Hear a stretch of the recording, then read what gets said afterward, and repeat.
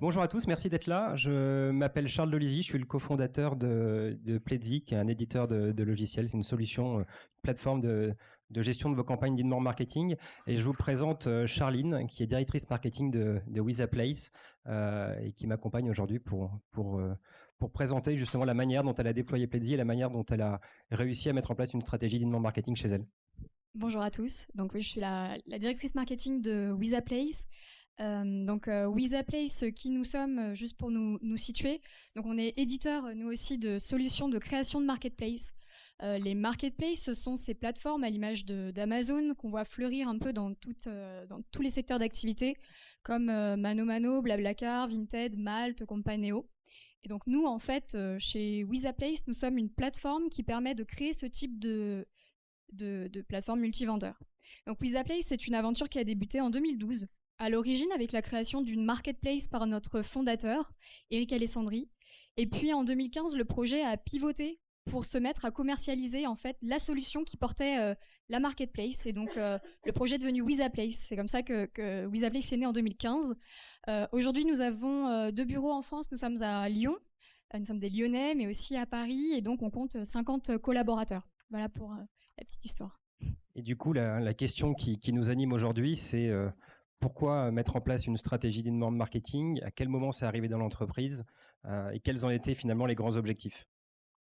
Alors, pour resituer l'avant inbound, avant que j'arrive chez Wizaplace, donc en 2018, il y avait déjà un site internet qui existait chez Wizaplace avec des formulaires un peu classiques, je dirais, quand on est éditeur de solutions, une proposition de contact, un formulaire de proposition de démo. Mais il n'y avait pas du tout de contenu qui existait sur le site internet. Pour générer du trafic, il y avait quelques campagnes Google Ads pour amener du monde, en fait, simplement, puisqu'il n'y avait pas de positionnement naturel et du coup de contenu qui permettent de se positionner dans les moteurs de recherche.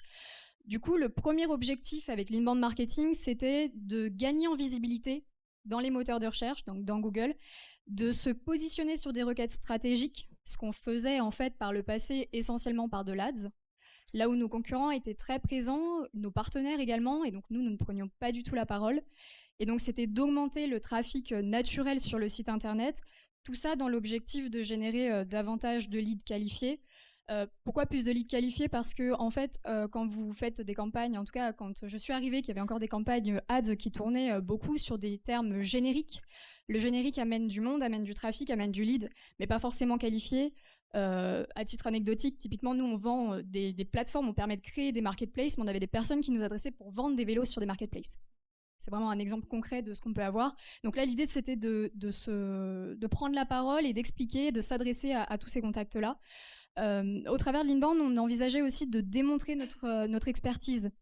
Notre expertise d'éditeur de solutions marketplace, d'expliquer un petit peu du coup quelles étaient les problématiques rencontrées par nos clients, qu'on connaissait en fait leur pain point, qu'on connaissait leurs besoins. Et donc, on avait quelques communiqués de presse sur le site internet qui parlaient de nous, qui parlaient de notre actualité, de notre évolution, mais on ne s'adressait pas du tout à nos clients. Donc, il nous fallait démontrer notre connaissance du terrain, notre connaissance du sujet. Et donc, c'était aussi un enjeu de l'inbound. Et puis dernier point, en fait, c'est vraiment la volonté de miser sur des contenus intemporels, de miser sur une stratégie pérenne versus une stratégie où on paye pour avoir un clic. Et voilà, la campagne s'arrête ici, on a payé, et puis voilà. Quand on fait un contenu, on investit du temps, on crée quelque chose et il dure dans le temps. C'est ça qui est intéressant avec l'inbound. C'est un peu comme la location et l'achat de voiture, finalement. Et du coup, ce que je vous propose, c'est de voir un petit peu comment, chez Wizaplace, ils ont mis en place ce type de stratégie. Finalement, le grand saut fait souvent un petit peu peur. Et donc, c'est intéressant de revenir un peu sur les différentes étapes, quelles ont été les priorités, quel a été l'ordre dans lequel ont été mises en place les choses. Alors ici, on a listé un peu toutes les grandes étapes de la mise en place de l'inbound marketing chez Wizaplace.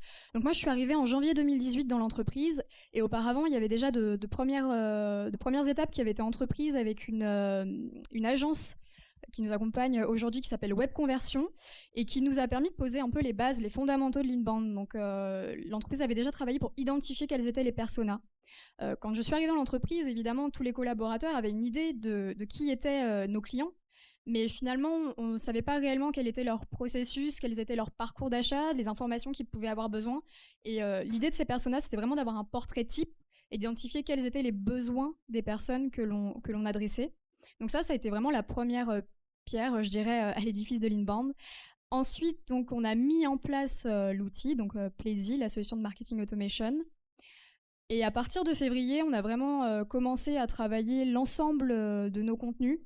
Donc on ne faisait pas du tout on n'avait pas de blog, nous n'avions pas de contenu, et donc ça a été vraiment, on a posé à plat, on a défini notre stratégie éditoriale, on a défini quel devait être le ton, quel était le ton qu'on souhaitait employer. On a défini aussi quels étaient les contenus qu'on allait adresser en fonction des personas, en fonction de leur cycle d'achat, en fonction de nos objectifs. Donc ça c'est un chantier qui a pris un petit moment, puisqu'on était vraiment dans cette recherche de qualité et de trouver le bon ton, je dirais le ton juste. En parallèle, on a travaillé sur tout ce qui touche au scoring, puisque ce qui est intéressant avec l'outil Plaisy, c'est qu'on pondère en fait nos contenus, ce qui va permettre derrière de définir en fait, d'avoir des points, des scores par profil et par personne, et derrière de pouvoir leur adresser des contenus pointus en fonction de leur degré de maturité dans le cycle d'achat. Donc nous, on a vraiment défini des scores en fonction des typologies de contenus qu'on pouvait faire. Tout ça, évidemment, a nécessité de synchroniser notre CRM, puisque quand je suis arrivée dans l'entreprise, il y avait un CRM avec des actions déjà existantes, notamment sur l'événementiel, et puis le travail du réseau de l'ensemble de l'équipe commerciale. Du coup, il nous fallait synchroniser les deux outils. Alors l'enjeu était double, à la fois de limiter la saisie manuelle, simplement de faire remonter toutes les informations collectées d'un point de vue web au niveau de notre CRM, mais aussi, à l'inverse, de pouvoir faire redescendre l'information dans Plaisy quand on collecte une information qu'on l'a saisie dans le CRM. Donc vraiment de synchroniser les deux outils. Et donc ça, évidemment, quand on met le nez dans le CRM, ça demande un petit peu de nettoyage et regarder un petit peu tous ces champs.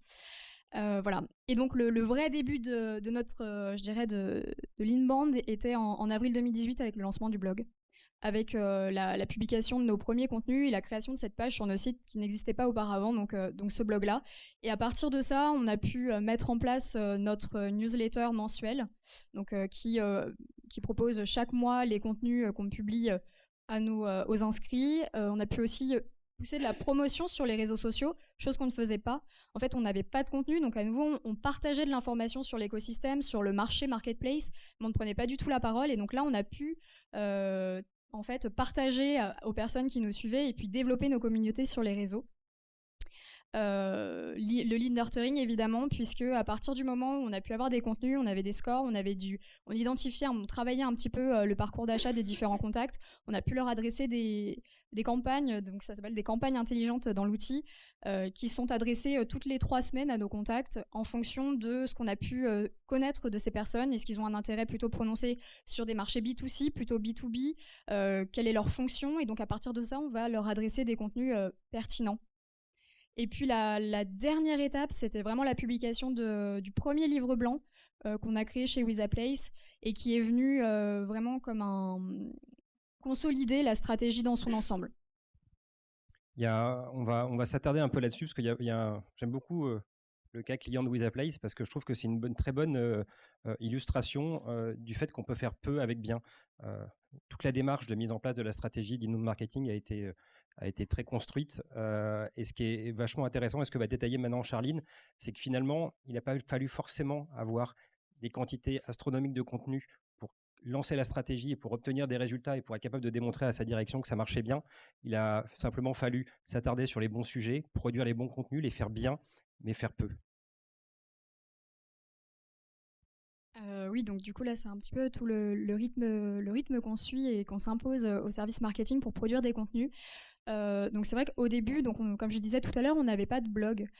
Donc l'enjeu en avril 2018, quand on a lancé un blog, c'était d'avoir du contenu, de ne pas avoir une page vide avec un article, mais bien de sortir et de montrer qu'on prenait la parole sur ces sujets-là, de se positionner en fait en tant qu'acteur marketplace. Donc on a commencé avec un rythme assez soutenu pour déjà avoir des contenus, les nourrir nos newsletters, nourrir nos workflows de nurturing. Et puis par la suite, on s'impose ce rythme de 2 articles par mois, toujours dans cet objectif de nurturing et de newsletter. en fait, de continuer à interagir avec toutes les personnes qui peuvent nous suivre et qui ne sont pas encore suffisamment matures pour rentrer dans les mains de notre équipe commerciale. Oui, alors on a mis une information au niveau du nombre de mots en moyenne. C'est vrai qu'on est sur des contenus assez longs. Et en fait, on publie des contenus entre 800 et 1200 mots. Alors, il y a deux raisons derrière tout ça. Le premier, c'est évidemment l'objectif SEO. De se positionner sur nos requêtes clés, et ça passait par voilà, de bien travailler tout ce qui était les titles, les métadonnées, et donc d'identifier la longue traîne en fait qu'on allait travailler dans nos contenus. Ça, c'était le premier enjeu. Et le second, c'est l'évangélisation. Donc nous, on est sur un marché où il y a beaucoup à évangéliser, il y a beaucoup de choses à raconter, il y a beaucoup de pédagogie. La pédagogie, ça passe par les mots, ça passe par l'explication, et donc c'est pour ça aussi que nos articles sont plus longs.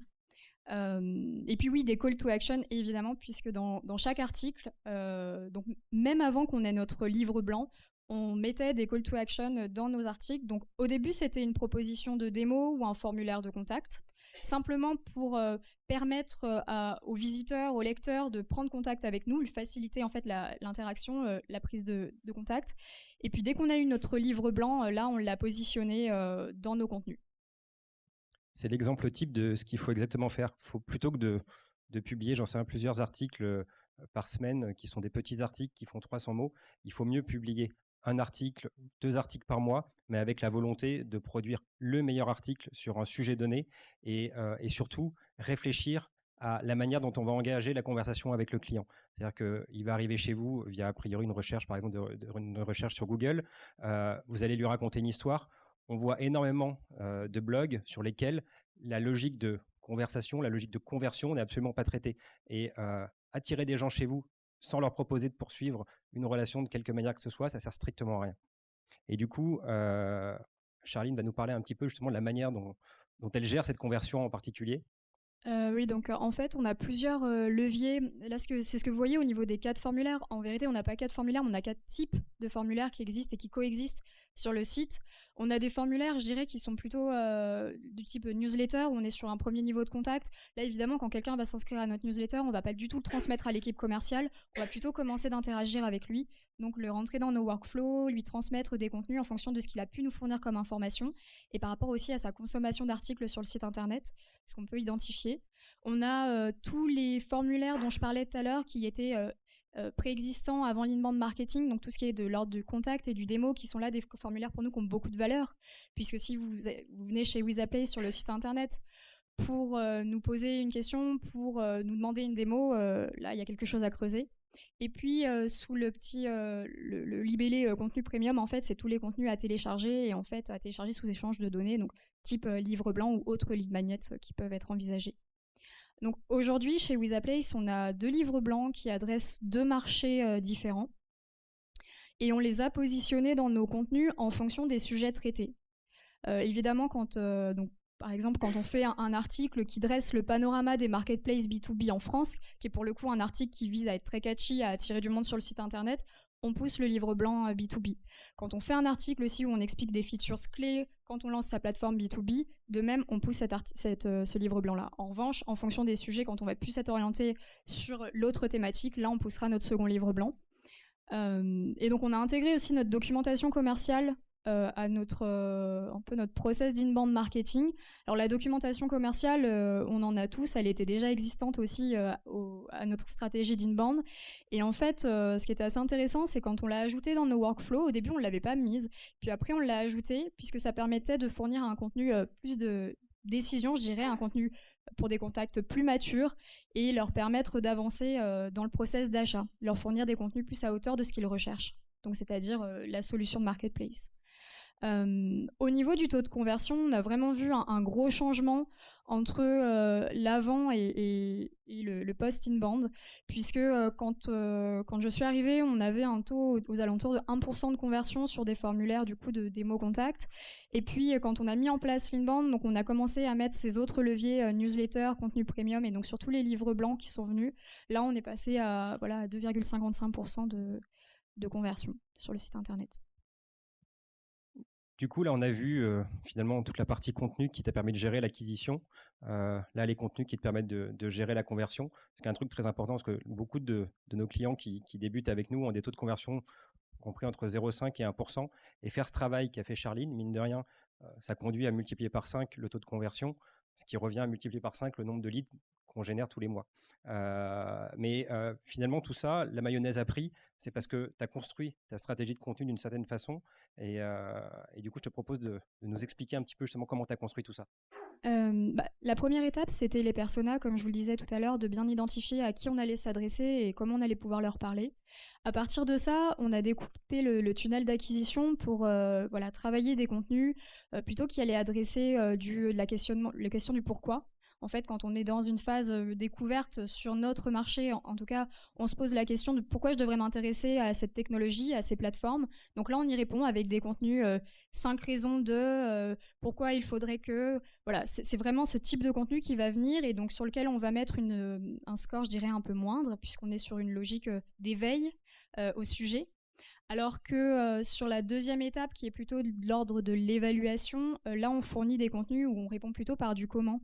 Maintenant que vous êtes entré dans une phase où oui, vous pensez que ce projet et cette solution, en tout cas que nous en l'occurrence, je parle de la marketplace, la marketplace peut être une opportunité intéressante pour votre business, là vous êtes plutôt du ok, comment je vais faire ? Et donc là on répond également, on rentre sur des choses plus techniques, plus fines, plus détaillées, avec plus d'input métier et moins de marché, je dirais. Donc la logique, ça a été vraiment de travailler tout ça de façon à penser des contenus qui seraient plutôt en amont, à la fois pour générer du lead et pour faire du traffic management, et aussi de faire avancer tous les prospects dans leur stratégie, dans leur réflexion projet. Et oui, donc les contenus à télécharger, ça c'était vraiment, pour nous, ça allait de pair avec la stratégie d'inbound. On ne pouvait pas faire de l'inbound marketing sans proposer des livres blancs. Donc comme je le disais tout à l'heure, c'était un gros chantier chez WizaPlace parce qu'il n'y avait pas du tout de contenu auparavant, en dehors de communication très orientée sur la marque et sur le produit. Donc ça a été assez nouveau et donc pour ça, on s'est, à partir du moment où on avait nos premiers contenus, on a pu réfléchir à quelle allait être l'orientation de ces contenus-là. Et l'enjeu, ça a été de les positionner dans tous nos articles, sauf les articles très décisionnels, je dirais, où là, on invite à faire une démo, mais de les positionner dans tous nos articles pour générer de l'intégration et générer du lead. Du coup, fondamentalement, ce que tu as fait, c'est que tu as réfléchi au parcours de ton client, à la manière dont tu allais leur raconter des histoires, et tu as créé des contenus qui sont cohérents les uns avec les autres. Nous, typiquement chez Plaisir, on applique un peu la même méthode, c'est-à-dire qu'on a des slots de 3 mois pendant lesquels on va adresser une problématique en particulier. Et ça nous permet d'avoir de la cohérence dans les contenus qu'on sort et typiquement d'être capable de proposer un livre blanc à télécharger suite à la lecture d'un blog qui est le prolongement naturel de l'article. Et c'est ce qui permet d'engager la conversation avec son visiteur. Du coup, maintenant, regardons un petit peu les résultats. Alors, je suis très triste parce que Charline, ils publient pas leurs chiffres chez WizaPlace, donc on a le droit de parler de tendance et pas de chiffres, et c'est d'autant plus dommage que le point de départ il est pas si bas que ça, donc ces tendances sont d'autant plus belles. Oui, en fait, donc comme je disais, ce qui apportait beaucoup de trafic au début, à hauteur de 60% du trafic, c'était du ads, qui nous ramenait du coup le visitorat sur le site internet. Et puis progressivement, le trafic, dès qu'on a mis en place l'inbound, donc là vous le voyez au niveau, donc le avril 2018, c'est là où on a lancé nos premiers contenus. On a vu le trafic beaucoup évoluer, donc il a fallu le temps évidemment que nos articles se positionnent dans les moteurs de recherche. Et puis les vacances sont aussi passées par là. Et puis tout a commencé progressivement à augmenter, donc les résultats ont été assez probants. Au niveau de notre trafic, on l'a multiplié par 3. Et le trafic SEO, lui, a vraiment beaucoup augmenté puisqu'on a multiplié par 6, sachant qu'aujourd'hui, le SEO est notre premier levier de trafic, enfin notre canal d'acquisition de trafic. On est à 60% de trafic par le SEO, là où avant, on capitalisait sur du ads. En termes de conversion ? Alors, en termes de conversion, on a multiplié notre nombre de leads web par 3.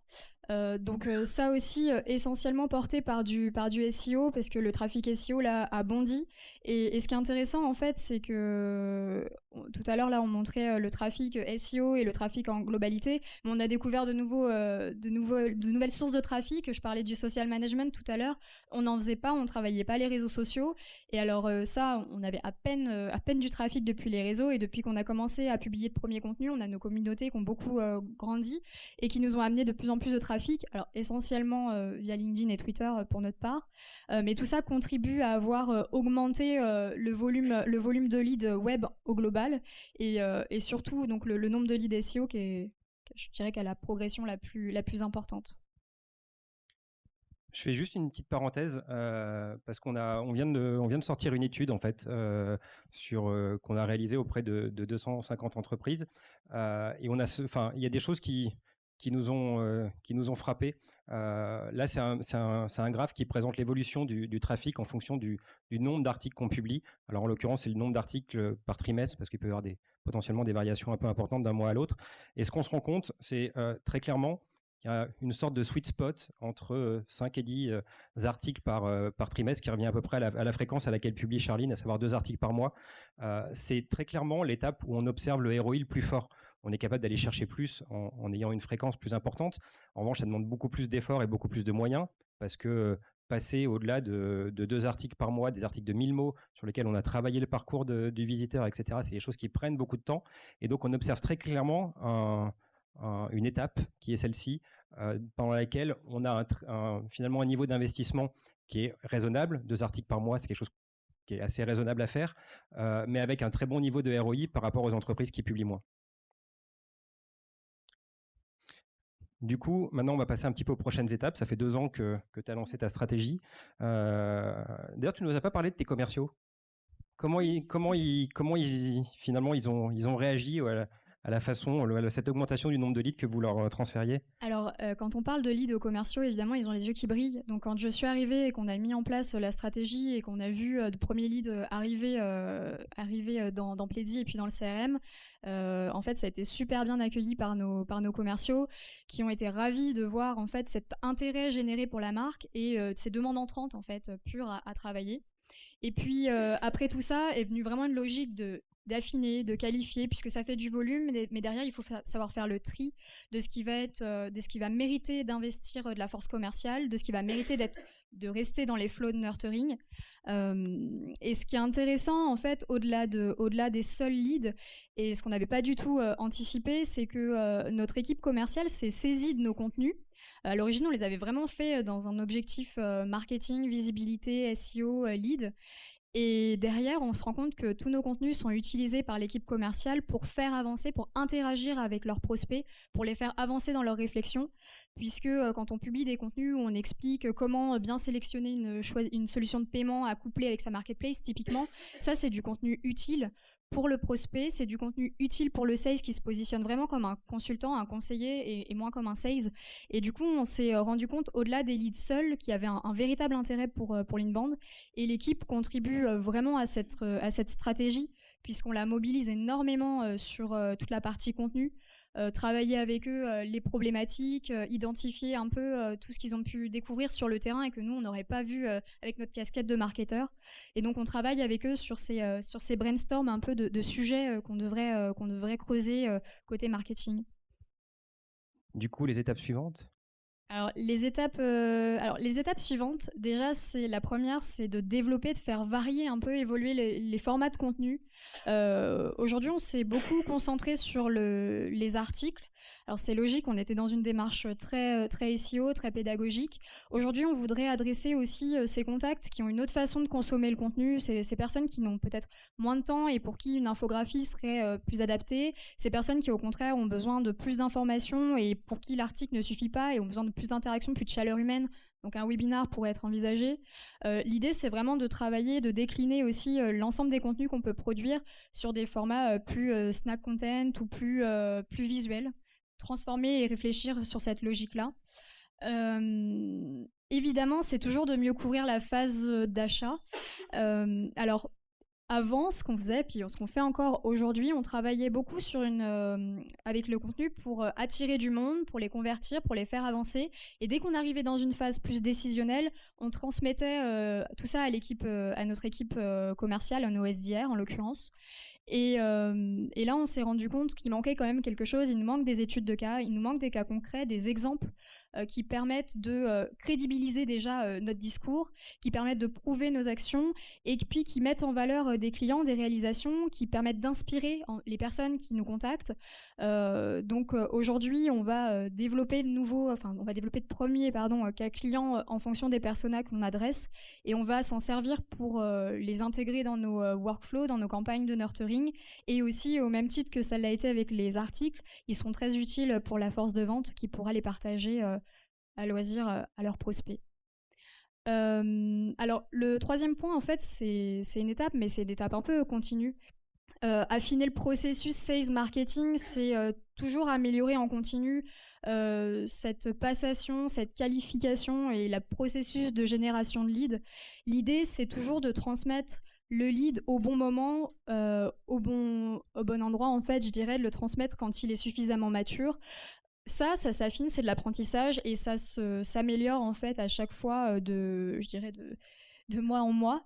Et là, on tend vraiment à affiner tout ça. On a revu nos processus de qualification sous une nouvelle méthodologie pour mieux en fait qualifier au maximum les contacts avant de les transmettre à l'équipe commerciale pour ne pas les noyer sous des contacts où c'est super, on a une demande d'une très belle boîte, mais derrière le contact n'est pas suffisamment mature, donc on va creuser un peu l'échange pour voir s'il y a un intérêt, pour voir s'il y a du budget, pour voir quand est-ce qu'est la date prévue du lancement de projet. Voilà, donc c'est vraiment cet objectif d'affiner en continu les échanges sales marketing. Avant que tu passes à l'étape suivante, est-ce que tu peux expliquer un petit peu comment vous êtes organisé? Parce que tu as cité un mot un peu barbare, SDR, et je trouve ça c'est intéressant de voir justement quel est le parcours d'un lead chez Wizaplace avant que ça devienne un client. Alors le parcours d'un lead chez Wizaplace, donc déjà c'est de l'acquisition via le marketing essentiellement, donc la partie web, donc comme on le voyait tout à l'heure. Ensuite, dès que ce lead est scoré, et il est devenu un lead qualifié par le marketing, je vais pas sortir de thème barbare encore, MQL pour ceux qui connaissent, mais du coup l'idée c'est qu'une fois que ce lead, on a pu avoir suffisamment d'informations sur lui, qu'il a pu passer un seuil, un certain score, là on va le transmettre à la personne, donc à cette première niveau, cette première brique commerciale. Alors nous on l'appelle le SDR chez nous, donc c'est la personne qui va qualifier le lead.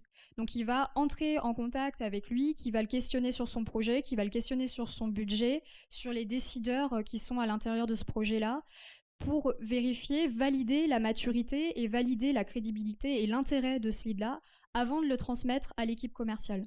Donc là, c'est vraiment découpé, je dirais, en trois grosses étapes. Le marketing, cette brique SDR entre le marketing et le commercial, et puis le commercial qui va être là pour avancer plutôt dans la partie démonstration, négociation avec le client.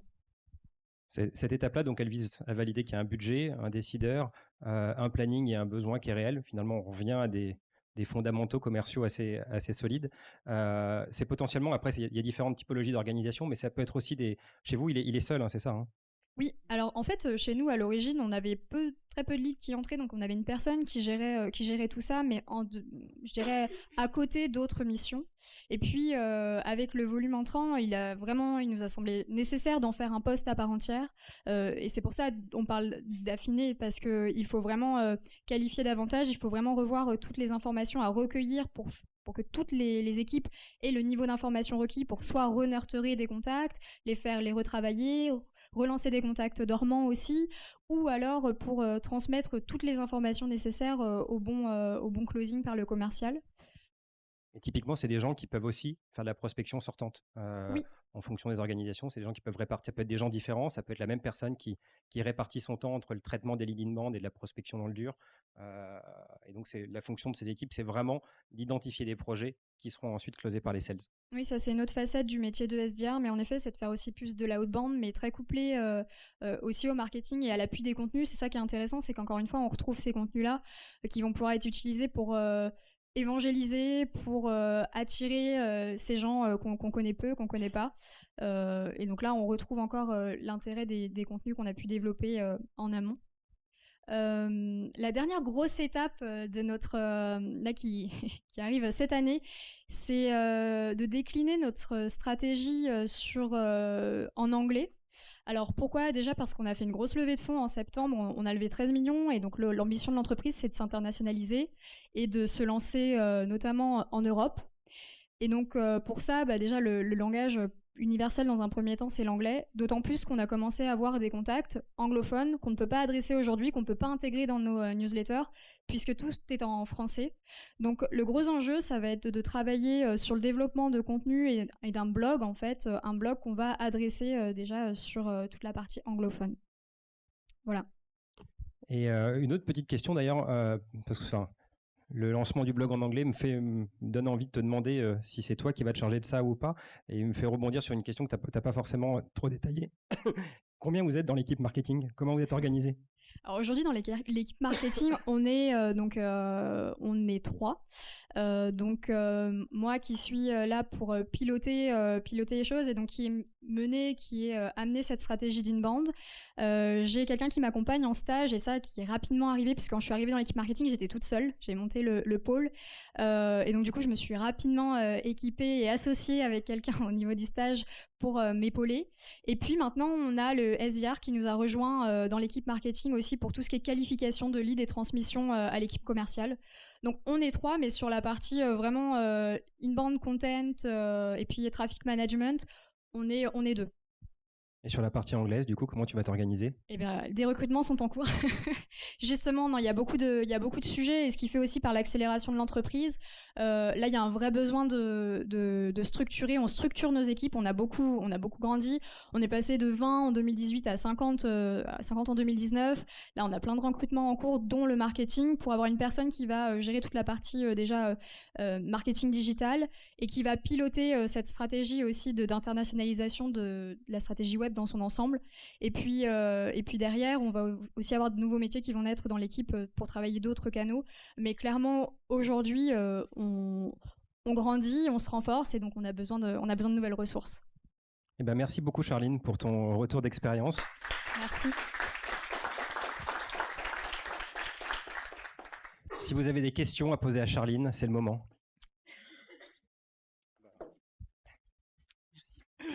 Bonjour. Alors moi j'aurais une petite question par rapport, une fois que le contact est qualifié, qu'il est ressorti dans les données, il est transmis au SDA avant la phase commerciale. Je voulais savoir comment justement ce contact-là était traité par le SDA, mais aussi par les commerciaux. Est-ce qu'on peut en mesurer les résultats? Est-ce qu'il y a un outil, Pledzi est-ce que les commerciaux se servent aussi cet outil-là pour justement renseigner les données si le contact a converti finalement par un rendez-vous, par une vente, etc. Alors ça, c'était justement l'intérêt de synchroniser nos outils, parce que nous, au marketing, on est très friands de data et les sales, parfois, ils le sont un peu moins et ils se rendent pas compte que derrière, ça nous permet d'identifier quels sont les canaux qui vont être plus pertinents et sur lesquels on va investir. Du coup, toutes les informations qu'on va traquer sur le web remontent dans notre CRM, donc ça nous permet de savoir que, par exemple, quelqu'un qui vient d'un formulaire, typiquement un formulaire démo, on va avoir le score de cette personne qui va être là, il va y avoir cette URL qui renvoie vers Pledzi et qui permet à l'équipe commerciale de consulter un petit peu toutes les informations collectées sur le site internet. Et puis on a aussi les infos purement marketing, de savoir quel canal d'acquisition a permis d'avoir cette génération de démos. Et derrière tout ça, voilà, si c'est du SEO, du SIA, et puis nous après on affine. Le SDR va vraiment intervenir sur la qualification humaine, donc renseigner des informations qu'on n'aurait pas pu détecter sur le projet, tout le scope du projet, sur tous les besoins du client. Un message dans un formulaire, ça suffit pas pour creuser et aller au-delà et valider la pertinence du projet. Donc lui, il va vraiment intervenir pour qualifier et transmettre le maximum d'informations. Donc ça se passe dans le CRM, toute la saisie des informations plutôt commerciales. Néanmoins, il y a vraiment une passerelle entre ces deux outils qui permet aux commerciaux d'accéder et de consulter. Voilà. Après, je vous dirais que l'usage n'est pas le même pour chaque commercial, puisqu'il y en a qui vont être très friands de data et qui vont creuser et qui vont voilà. Et puis il y en a qui vont juste consulter et voir ce qu'il y a sur la fiche du CRM et puis s'en suffire. Néanmoins, ils ont cette portée-là et ils sont globalement majoritairement intéressés par cette donnée. Et du coup, pour mesurer les résultats, ils interagissent. Enfin, le CRM synchronise directement dans Pledzi et ça se mesure automatiquement. Alors après, c'est beaucoup. Nous, on traite en fait les informations. On va regarder déjà au niveau qu'est-ce qu'on a pu collecter comme quantitativement en termes de leads. Derrière, qu'est-ce qu'on a eu comme volumétrie? Donc ça, on va le suivre plutôt côté commercial, mais combien de leads sont entrés dans le CRM, puisque tous ne sont pas encore en phase, je dirais, suffisamment mature pour être transmis à l'équipe. Et puis derrière, les contacts qui vont avancer dans le pipe et qui vont être intéressants, ça, on va les traiter au niveau du CRM. Donc on va faire matcher nos informations pour voir l'avancée dans le tunnel d'acquisition. Mais le suivi de l'activité, que ce soit en termes de nombre d'opportunités ou en termes de chiffre d'affaires, effectivement, c'est plutôt le CRM parce que ça va vous permettre aussi d'avoir d'autres sources d'infos, typiquement la prospection sortante. C'est des leads qui vont remonter dans Pledzi, parce que pour qu'ils soient aussi nurturés par les équipes marketing, mais il va y avoir c'est des leads qu'on va suivre plus particulièrement dans le CRM. Donc généralement, effectivement, le terrain de jeu de cette partie-là, c'est plutôt CRM. D'accord, merci beaucoup.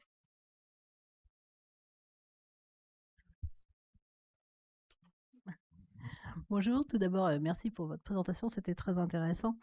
Moi, je voulais savoir, là, vous avez privilégié le SEO finalement, l'inbound marketing. Est-ce que en parallèle, vous nous parliez des ads au départ, qui étaient la première source d'acquisition de WizaPlace? Est-ce que vous continuez? Est-ce que vous le développez? Ou est-ce que vous avez définitivement abandonné cette piste? Alors, on continue d'en faire, puisqu'on a, on a un écosystème très actif. Et donc, il faut aussi être présent, on en a besoin. Et puis, c'est aussi intéressant, surtout quand on est sur des marchés qui sont très dans l'évangélisation, mais il n'y a pas encore vraiment de problématique identifiée, il n'y a pas de mots portés par tout ça.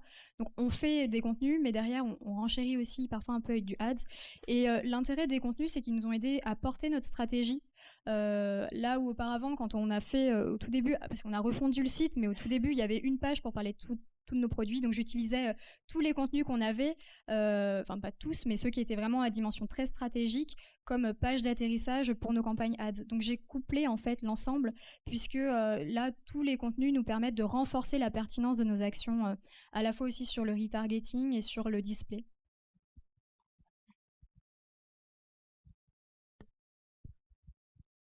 Bonjour, merci pour la présentation. Je la trouvais très réaliste par rapport aux étapes de lancement de l'inbound, donc je me suis pas mal identifié. J'ai 2 questions, s'il vous plaît. Lorsque vous identifiez une requête stratégique et concurrentielle, en combien de contenu vous arrivez en moyenne à atteindre la première page? Le fond de ma question étant de savoir si vous misez plutôt sur un article très très blindé ou si vous allez privilégier plusieurs articles avec un maillage. Alors, je ne miserai pas sur un seul article, puisque s'il y a une concurrence féroce sur un terme, il faut pouvoir se positionner sur les différentes requêtes autour, donc sur la longue traîne. Évidemment, il faut avoir un peu un contenu socle qui va venir soutenir tout ça et qui va pouvoir faire, vous l'avez dit, du maillage interne et renvoyer vers l'ensemble des contenus.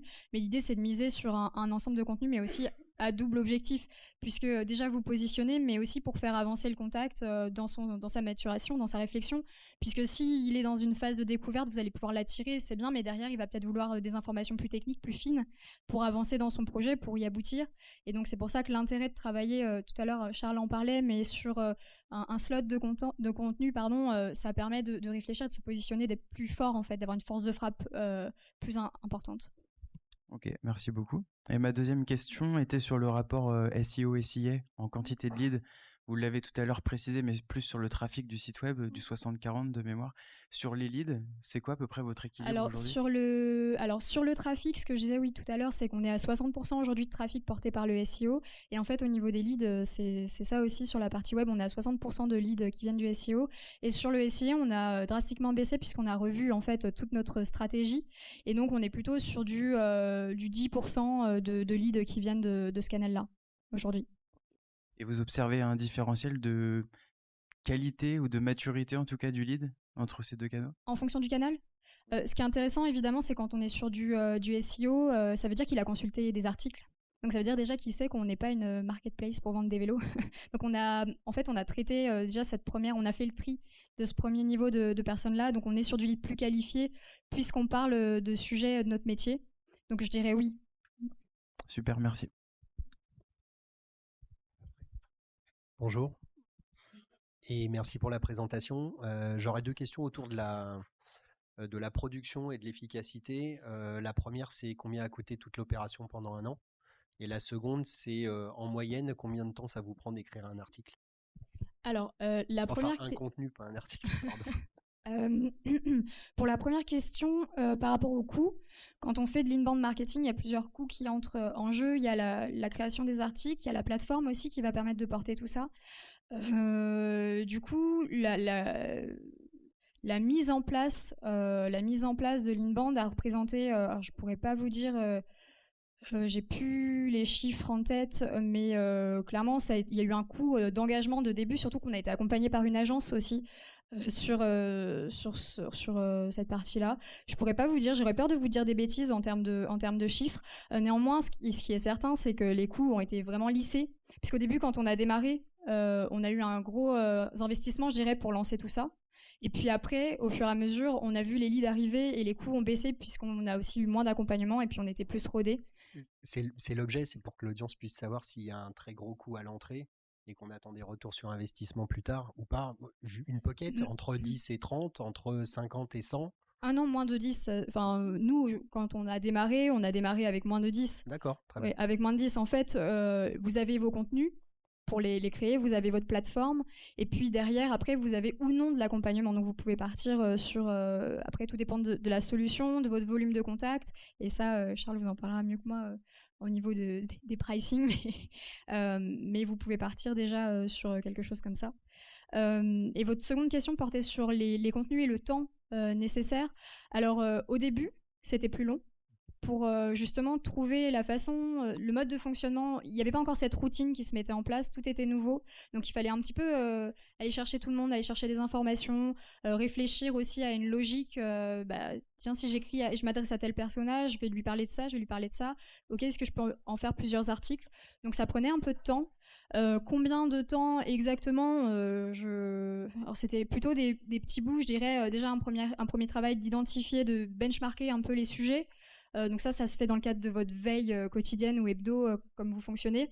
Et puis ensuite, plutôt travailler sur le brief. Je dirais qu'au début, on passe peut-être 2 heures sur des premiers briefs parce qu'on veut être ultra pointilleux, on a plein de choses à dire et puis on cherche, on retravaille beaucoup. Et puis derrière, ensuite, on gagne de plus en plus de temps. Et puis, tout dépend aussi du niveau de connaissance sur votre persona, puisque plus vous allez le connaître, plus vous allez l'adresser facilement. Moins vous avez d'infos, plus vous allez devoir chercher de l'information un peu partout. Et là, ça peut prendre du temps, puisque si vous faites appel à différentes équipes, aussi en fonction de leur disponibilité, ça peut être plus ou moins long.